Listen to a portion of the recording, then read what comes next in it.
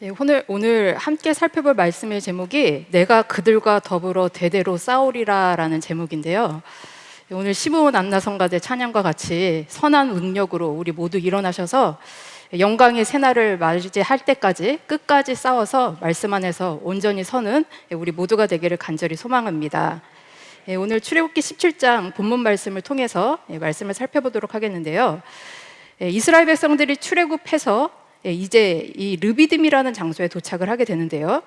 이곳에 도착했을 때 아말렉의 기습 공격이 있었습니다. 그래서 출애굽 이후 이곳에서 최초의 전쟁을 하게 되는데요. 이때 모세는 하나님의 지팡이를 손에 들고 산꼭대기에 올라가서 손을 들고 기도했습니다. 그리고 여호수아와 군사들은 전쟁터에서 싸웠습니다. 그런데 모세가 기도할 때 이 손이 내려가면 전쟁에서 지게 되고 손이 올라가면 전쟁에서 이기게 되는 이 과정 속에서 아론과 훌은 모세의 피곤한 손이 내려가지 않도록 양쪽에서 그 손이 해가 지기까지, 전쟁에서 승리하기까지 그 손을 받들어 줌으로써 하나님의 강권적인 역사를 통해 이 최초의 전쟁에서 승리를 하게 됩니다. 그리고 전쟁에서 승리한 이후 모세는 그곳에서 단을 쌓고 그 단의 이름을 여호와 니시, 여호와는 나의 기, 여호와는 나의 승리라는 뜻으로 이름하면서 하나님이 이곳에서 선언하신 말씀을 전달을 하는데요. 하나님은 이 전쟁 이후에 내가 그들과 더불어 대대로 싸우겠다라고 선언하셨습니다. 오늘 이 사건은 광야 초기에 일어난 사건인데 이 사건을 통해서 하나님께서는 이 광야길을 걸어가고 있는 많은 사람들이 시시때때로 시대마다 아말렉과 같은 대적들이 많이 나타나기도 하지만 반드시 하나님의 역사로 여호와 니시, 승리의 역사를 증표로 허락해 주신 사건입니다. 그래서 오늘은 이 아말렉은 어떤 존재이고 또 그들은 왜 하나님께서 그들과 대대로 싸우겠다라고 선언하셨으며 또 그들의 최후가 어떻게 됐는지 말씀을 통해서 살펴보도록 하겠습니다. 먼저 첫째로 아말렉은 어떤 존재입니까? 아말렉은 창세기 36장 12절 말씀과 16절 말씀을 보면 에서의 자손으로 기록이 되어 있습니다. 에서의 후손이고 에돔의 족장입니다. 그리고 그들은 광야길의 최초의 대적자로 등장하고 있습니다. 하나님께서는 이스라엘 백성들을 가나안 땅으로 이끌기 위해서 광야 노정을 앞서 진행하시면서 이끄셨습니다. 출애굽기 13장 17절 말씀을 볼 때 혹여라도 이스라엘 백성들이 전쟁을 보면 뉘우쳐서 애굽으로 돌아갈까 봐 전쟁을 만나지 않는 길로 인도했습니다. 그런데 르비딤에서 이 아말렉 사람들이 이스라엘을 공격했죠.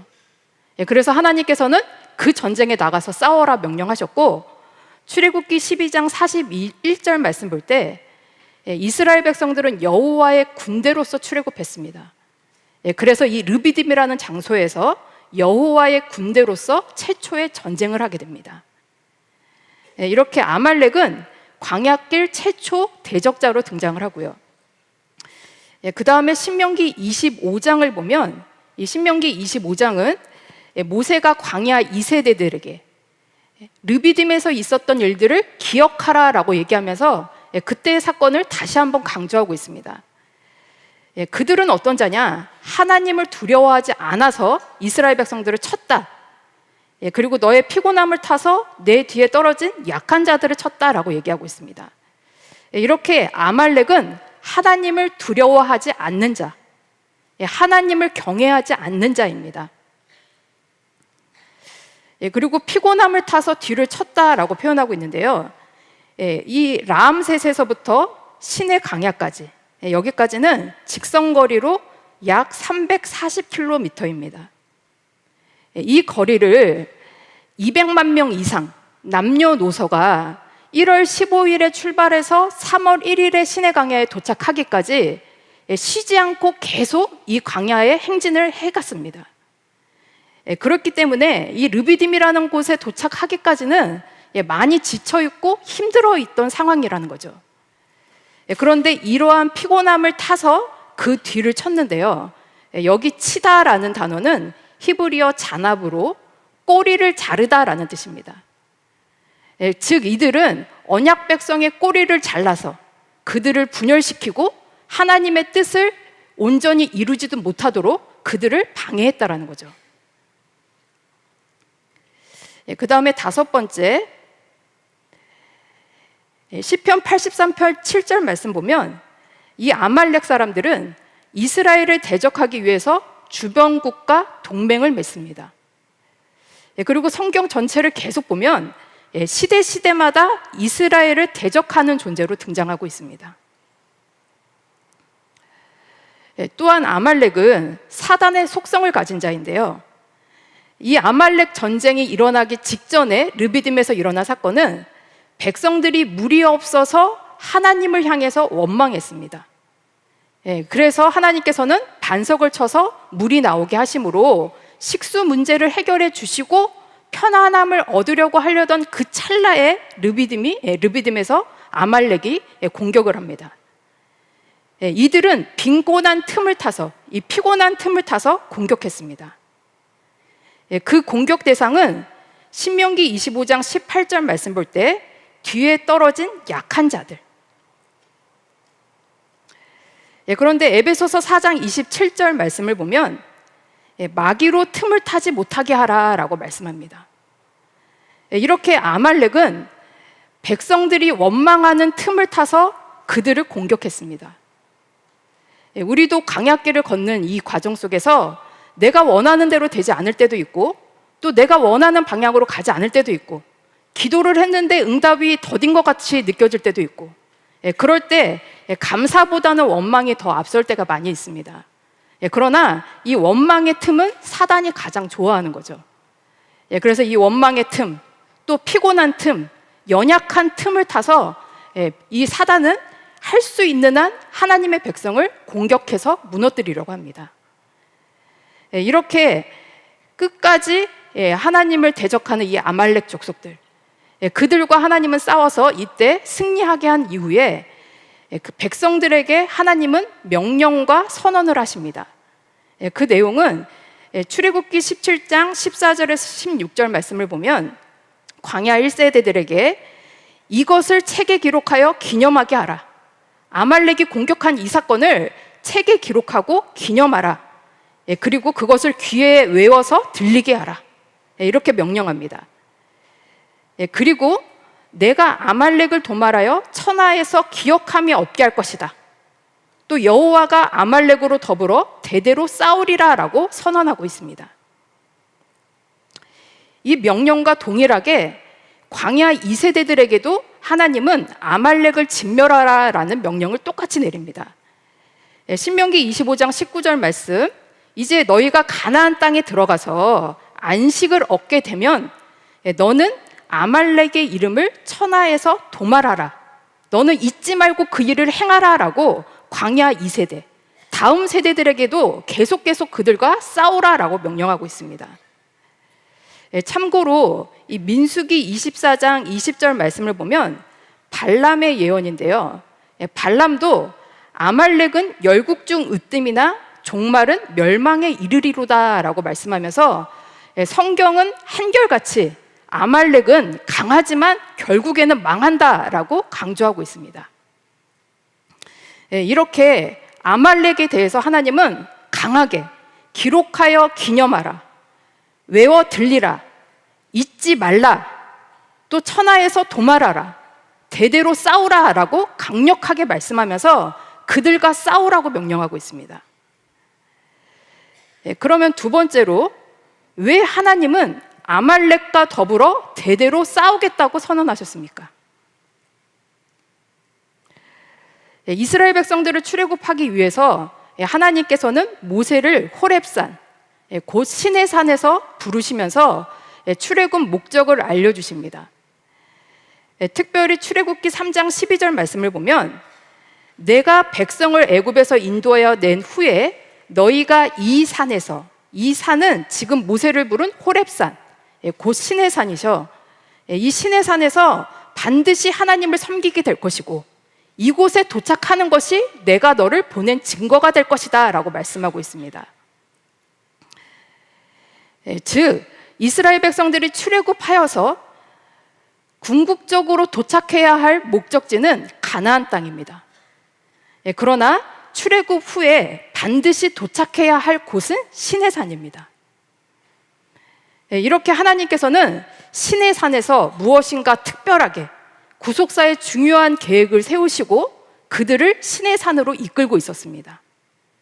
그런데 이 시내 광야에 이르기 바로 직전 10번째 진쳤던 르비딤에서 아말렉의 공격이 있었던 거죠. 하나님의 무엇인가 그 계획을 막으려고 했던 이 아말렉. 그러면 하나님께서는 시내산에서 어떤 중요한 계획을 가지시고 이스라엘 백성들을 이끄셨을까요? 첫째로 출애굽의 목적을 먼저 보시면 출애굽기 3장 12절 또 18절 5장 1절 말씀을 보면 이제 이스라엘 백성들은 애굽의 종이 아니라 하나님의 품꾼으로서 하나님만을 섬기는 자들, 그리고 하나님 앞에 희생 제사를 드리는 자들, 그리고 하나님의 시간 속에서 절기를 지키게 하기 위해서 하나님은 이스라엘 백성들을 출애굽시키셨습니다. 하나님만 섬기기 위해, 하나님 앞에 희생 제사를 드리기 위해, 하나님 앞에 절기를 지키기 위해 이 세 가지 목적을 위해서 그들을 출애굽시키셨는데 이 세 가지 목적의 궁극적인 목적은 언약을 체결하기 위함이었습니다. 이 언약 체결은 창세기부터 예언되고 준비되었던 일입니다. 창세기 17장 7절 말씀을 보면 하나님께서 아브라함에게 내가 내 언약을 나와 너와 내 대대 후손의 사이에 세워서 영원한 언약을 삼고 너와 내 후손의 하나님이 되리라 라고 말씀하십니다. 그 약속대로 이 산, 시내산에서 하나님은 이스라엘과 언약 체결을 하시기를 원하셨습니다. 그래서 출애굽기 19장 5절에서 6절 말씀을 보면 시내산 언약 체결을 하고서 이스라엘은 하나님의 백성이 되고 하나님은 이스라엘의 하나님이 되셔서 그들을 다스리려고 하셨습니다. 그러면 이 언약 체결의 궁극적인 목적은 또 무엇이냐? 이 언약 체결을 하나님이 하시려고 했던 목적은 하나님의 주권이 미치는 언약 백성을 통해서 신정 국가를 세우는 것이 목적이었습니다. 그러면 또 이제 나라를 세우기 위해서는 세 가지 조건이 필요하죠. 그래서 이 세 가지 조건을 시내산에서 언약 체결을 통해서 완전히 다 갖추시는 과정을 기록을 하고 있는데요. 나라를 세우기 위한 필수 조건 세 가지는 백성과 땅과 주권입니다. 레위기 25장 38절 말씀에 나는 너희 하나님이 되려고 또는 가나안 땅으로 너희에게 주려고 애굽 땅에서 너희를 인도하여 낸 너희 하나님 여호와니라. 여기 이 너희는 아브라함의 자손을 가리키죠. 하나님께서는 아브라함의 자손들을 언약 백성으로 삼으셨고 그들을 새풀무 애굽에서 430년 동안 요긴한 백성으로 훈련시키셨습니다. 그리고 그들에게 가나안 땅을 주고자 출애굽시키셨다라고 말씀하는데요. 이 가나안 땅, 언약의 땅으로 하나님이 언약 백성에게 허락하신 땅입니다. 그 땅은 에스겔 38장 12절 말씀을 볼 때 세상 중앙의 땅으로 기록하고 있습니다. 그리고 언약 체결을 통해서 이제 하나님은 그들의 하나님이 되셔서 언약적 주권을 가지시고 그들을 다스리게 되십니다. 이때부터 그 전까지는 구속사의 전개가 개인을 중심으로 이루어졌다면 이스라엘 백성들을 통해서 언약 체결을 한 이후부터는 하나님의 주권으로 그들을 다스릴 수 있게 되었을 때부터는 이제는 구속사의 전개가 국가를 통해서 전개되는 전환점이 되었습니다. 그러면 우리가 또 하나 생각해 봐야 될 건데요. 하나님은 왜 이렇게 국가를 세우려고 노력하셨을까요? 왜 나라를 세우려고 노력하셨느냐? 두 번째로 하나님께서 나라를 형성하시려는 궁극적인 목적이 무엇인지 살펴보도록 하겠습니다. 성경은 예언과 교훈과 역사로 되어 있습니다. 예언은 역사가 있어야지 인정을 받습니다. 그리고 그 예언의 성취도 역사가 인정해야 합니다. 역사가 인정하지 않는 것은 기록되지 않죠. 그래서 예언과 교훈은 절대적으로 역사가 필요합니다. 그래서 역사가 기록되기 위해서는 반드시 나라가 있어야 된다는 거죠. 국가가 존재해야 역사가 기록될 수 있습니다. 우리나라 역사도 기록되는 것을 보면 세종 몇 년, 또 성경을 보시면 여호사밧 몇 년, 히스기야 몇 년, 이렇게 국가를 통해서 역사가 기록되는 것을 확인할 수가 있습니다. 하나님은 이렇게 하나님을 왕으로 모시는 신정국가를 세우시고 국가의 역사 위에서 말씀을 주셔서 그 말씀을 기록하게 하시고 또 성경대로 예수님이 이 땅에 오셔서 모든 죄를 구속하시려는 하나님의 큰 섭리가 여기에 담겨 있습니다. 하나님은 그냥 국가를 세우려고 했던 것이 아니라 말씀을 통해서 전 민족을 다스리기 위해서, 전 민족을 구속하기 위해서 이렇게 큰 역사를 이루시기 위해 신의 강야로 이끌고 있었습니다.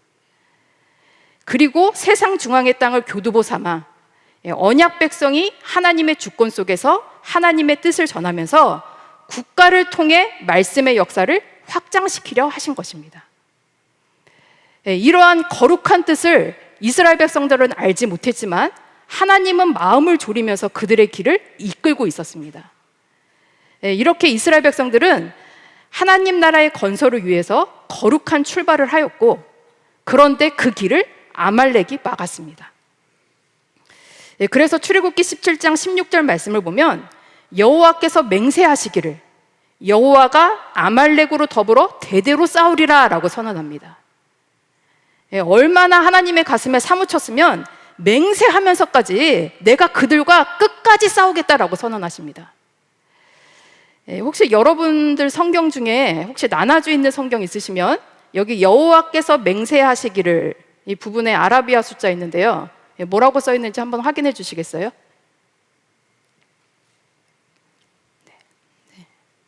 여호와께서 맹세하시기를.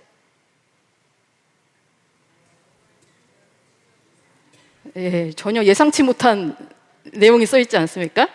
여기 여호와께서 맹세하시기를, 이 표현은 원어로 직역하면 여호와의 보좌를 치려고 손이 들렸으니 라는 뜻입니다.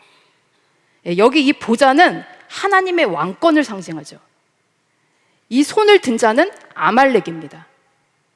이렇게 아말렉 족속은 하나님의 왕권을 인정하지 않고 하나님의 보좌를 침으로써 하나님께서 세우시고자 하시는 하나님 나라를 막으려고 했던 악한 자였기 때문에 그들과 더불어 대대로 싸우리라라고 선언하신 것입니다.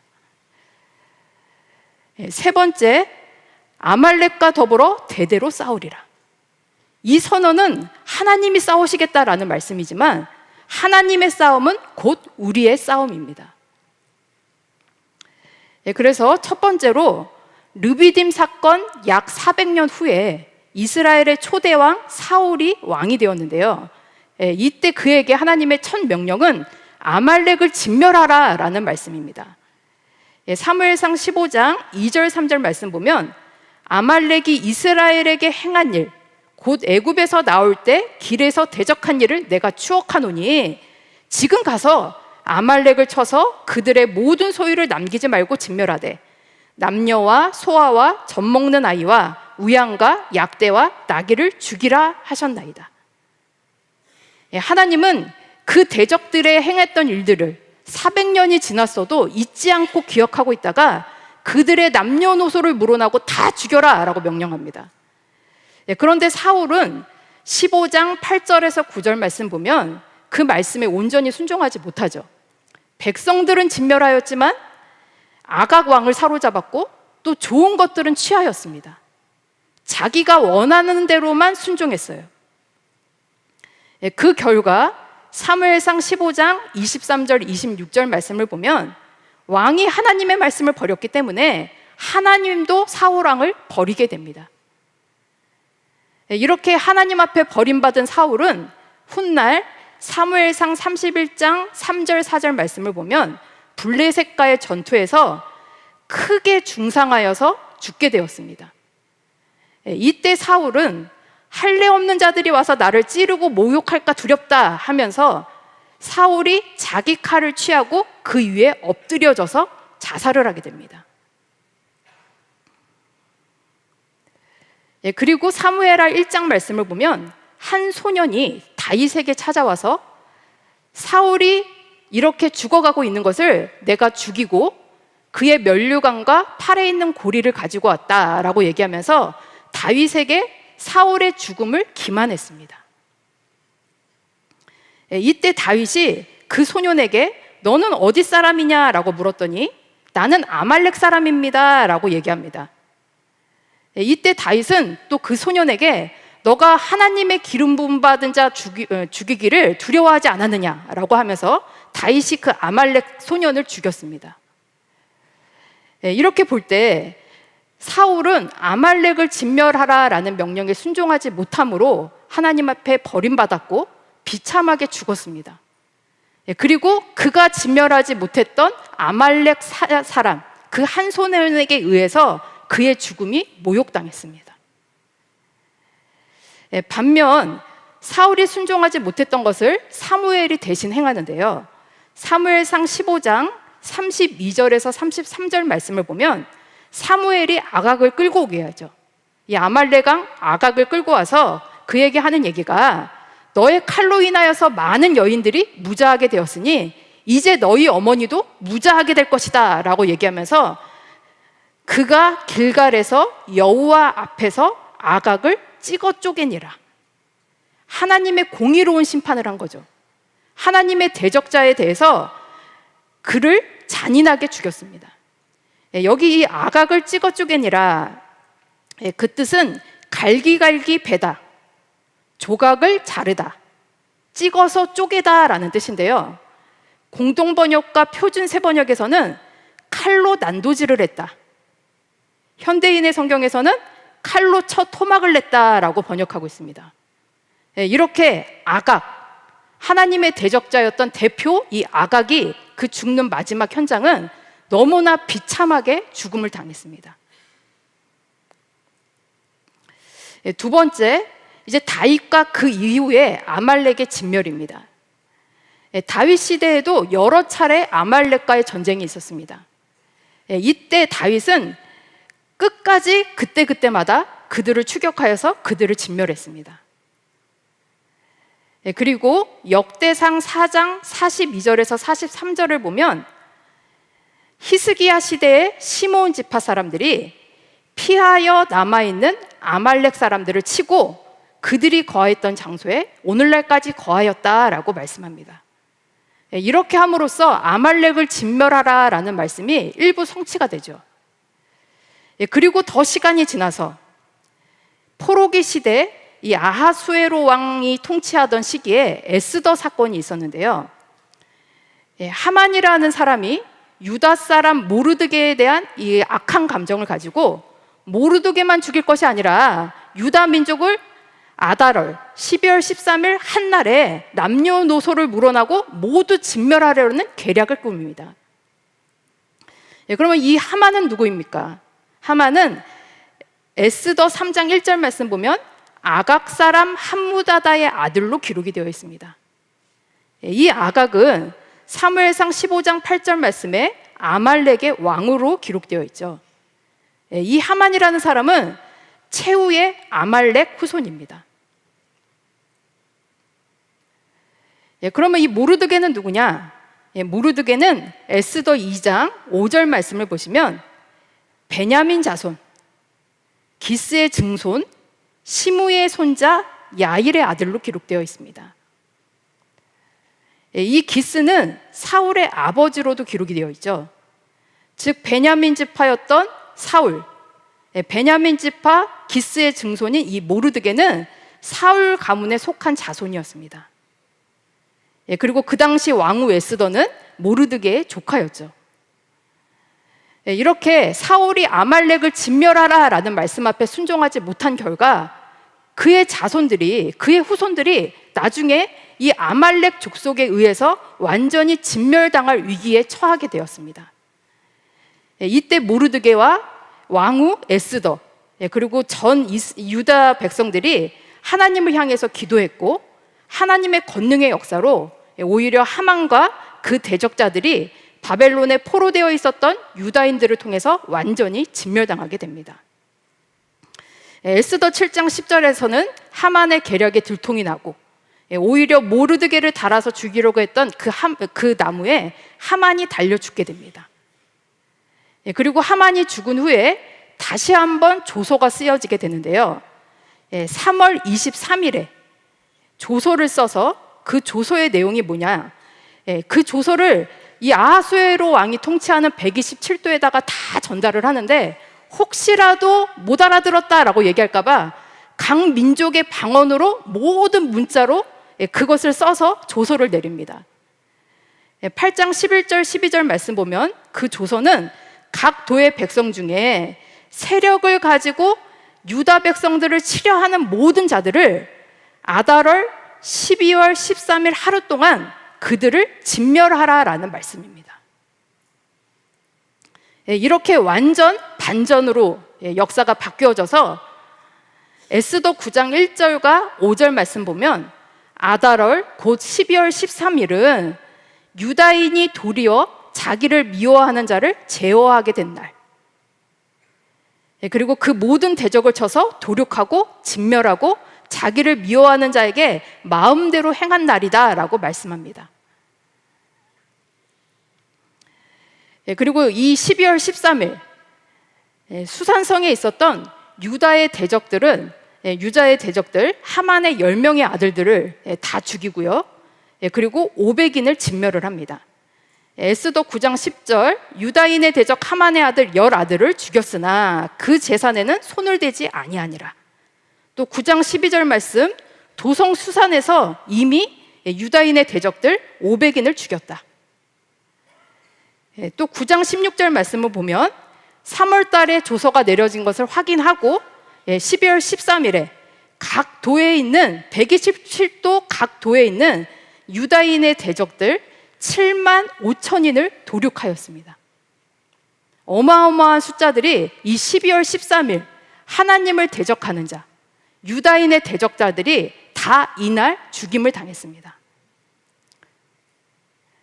그리고 왕은 에스더에게 그대의 소청이 무엇이냐, 또 원하는 것이 있으면 내가 말해라, 내가 다 들어주겠다라고 얘기하죠. 이때 에스더는 여기서 멈춘 것이 아니라 다시 한번 왕에게 간청하면서 12월 14일 그 다음 날도 전날의 조서대로 행할 수 있게 해달라라고 요청합니다. 그래서 수산성에 아직 남아있었던 유다인의 대적 300인을 도륙하였습니다. 그러나 그들을 도륙했지만 그 재산에는 손을 대지 아니하였다라고 기록하죠.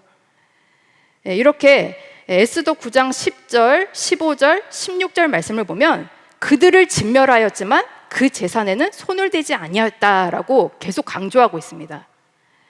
우리가 사울을 기억하려 보면 하나님께서 아말렉 족속을 완전히 진멸하라라고 명령했을 때 완전히 진멸하지 못하고 그들의 좋은 것들은 전리품을 취했습니다. 반면 이 사울의 가문이었던 그 후손 모르드게의 주도하에 대적들을 진멸할 때 그들은 그들을 완전히 진멸했고 그들의 전리품은 취하지 않았습니다. 예전에 일어났던 사건이지만 이 후손들을 통해서 다시 한번 잘못된 것들을 바로잡고 하나님의 말씀 앞에 철저하게 순종하여서 이 아말렉 족속들을 완전히 진멸하게 되었습니다. 그래서 12월 13일과 14일은 유다의 최후의 날이 아니라 유다인의 대적 곧 아말렉의 최후의 날이 되었고 또 대적의 세력이 완전히 소탕된 날입니다. 그리고 이 날은 유다인들에게는 한없는 영광과 기쁨의 날입니다. 그리고 이날은 아말렉을 진멸하라, 내가 그들과 더불어 대대로 싸우리라 라고 하셨던 그 말씀이 성취된 날입니다. 그리고 이제 모르드게와 에스더는 127도 각도에 흩어져 있는 유다인들에게 편지하면서 해마다 12월 14일과 15일을 불임절로 지키라 라고 명령을 합니다. 그리고 그 명령에 따라서 에스더 9장 28절 말씀을 보면 각 도, 각 읍, 각 집에서 대대로 이 두 날을 기념하여 지키되 이 불임일을 유다인 중에서 패하지 않게 하고 그 자손 중에서도 기념함이 패하지 않게 하였더라.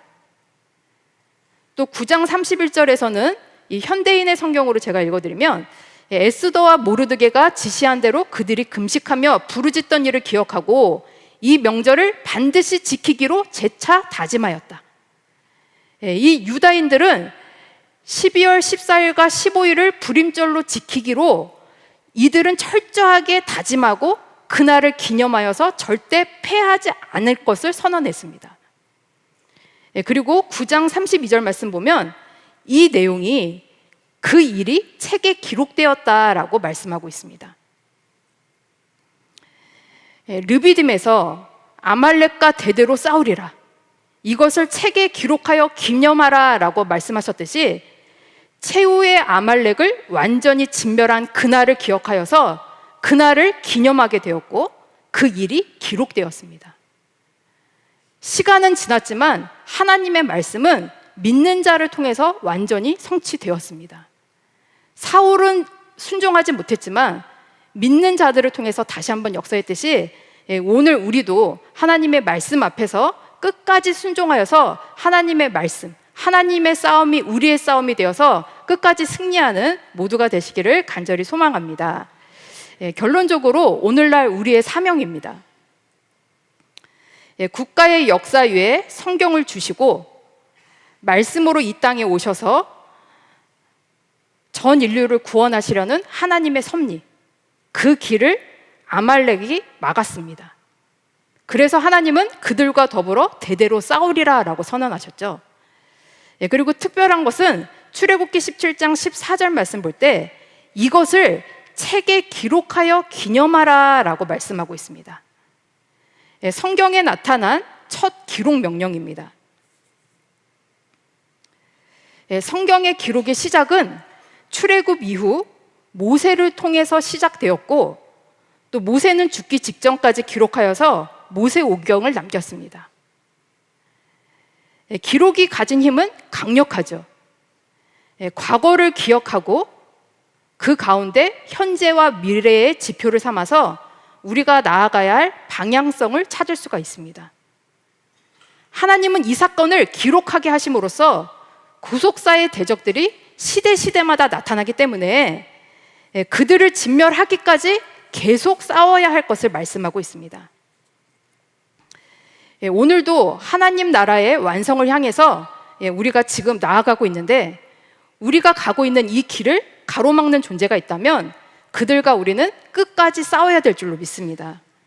그리고 그들과 싸워서 오히려 우리가 그들을 멸하지 못한다면 오히려 그 대적자들이 우리를 막으려고 하고 우리를 진멸하려고 할 것입니다. 그렇기 때문에 우리는 그리스도의 좋은 군사가 되어서 승리의 십자가를 높이 들고 날마다 나아가시는 가운데 구속사의 길을 가로막는 아말렉과 끝까지 싸워 승리하는 모두가 되시기를 소망합니다. 두 번째, 말씀을 맡은 자의 사명이 있습니다.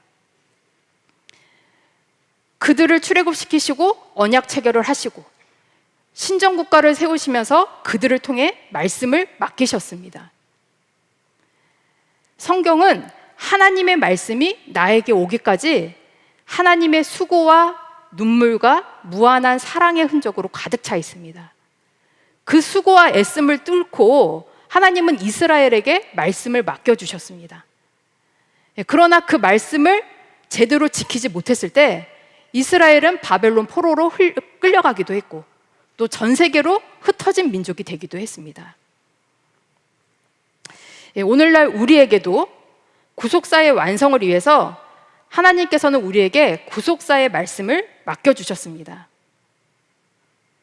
그렇기 때문에 맡겨주신 이 말씀을 우리가 잃어버리지 않기 위해서 구사일생 읽고 또 읽고 읽는 가운데 우리가 살아나시는 가운데 그 말씀을 전하기 위해 더욱더 충성을 다해야 하고, 또 우리가 그 말씀을 잃어버리지도 잊어버리지도 버리지도 말고 끝까지 보존하여서 하나님 나라의 완성을 향해서 전진해야 될 줄로 믿습니다.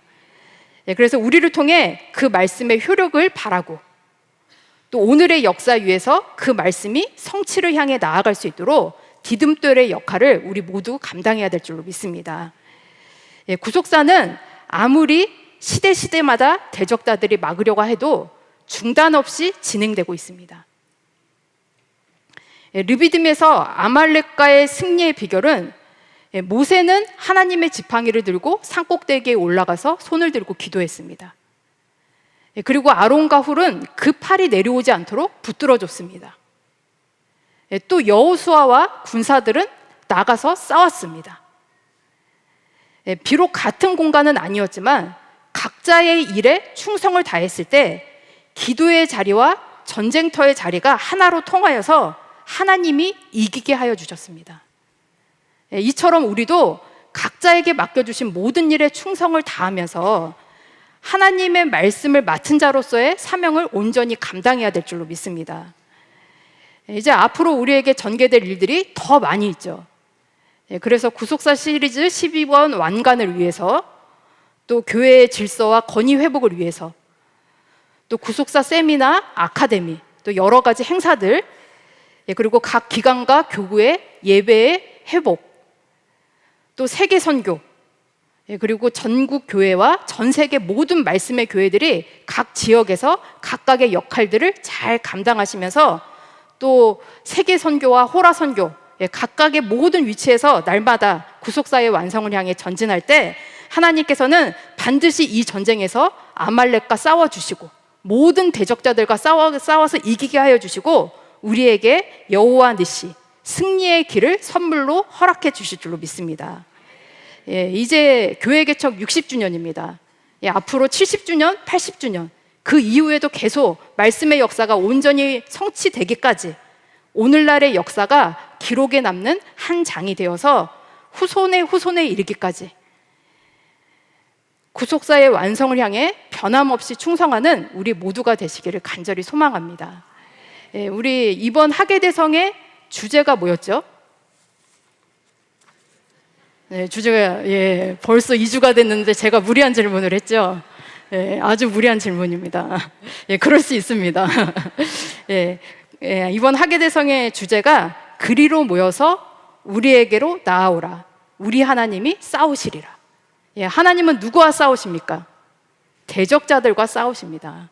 하나님을 앞세워서 하나님을 믿는 가운데 이 선한 전쟁에, 이 거룩한 전쟁에 두려워하지 말시고 말씀만을 붙잡고 우리에게 맡겨주신 사명을 끝까지 완성하는 우리 모두가 되기를 소망합니다. 기도하겠습니다. 살아계신 아버지 하나님, 감사합니다. 오늘도 은혜와 사랑 안에 함께하여 주셔서 하나님께서 나를 축복하여 주신 이 귀한 날 주의 전에 나와 예배드리게 하여 주시고, 또한 말씀으로 다시 한번 우리에게 허락하신 사명이 무엇인지 분별하며 나아갈 수 있도록 인도하여 주시니 감사함을 드립니다.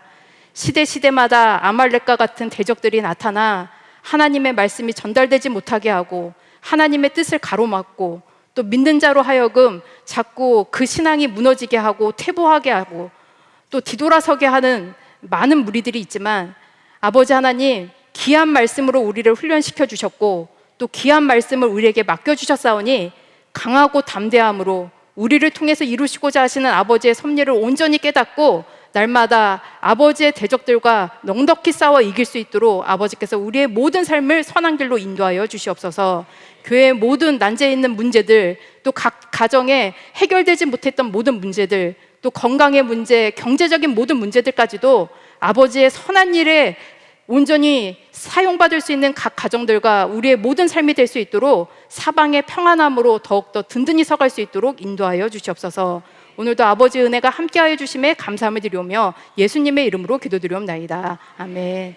감사합니다.